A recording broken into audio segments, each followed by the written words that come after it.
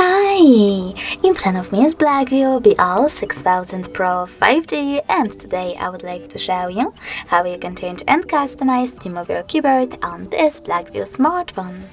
Firstly, just access settings and scroll all the way down right away. Now tap on System, Languages and Input, On-Screen Keyboard and Gboard. Then go into Theme.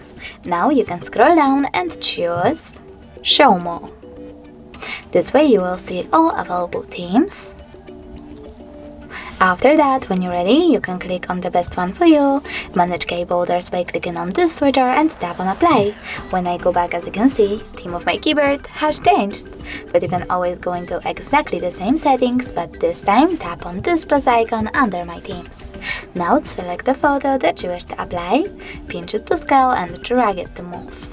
When you're ready, tap on Next and adjust brightness by swiping left or right on this slider. Then tap on Done, click on this switcher next to keyboarders and just apply here.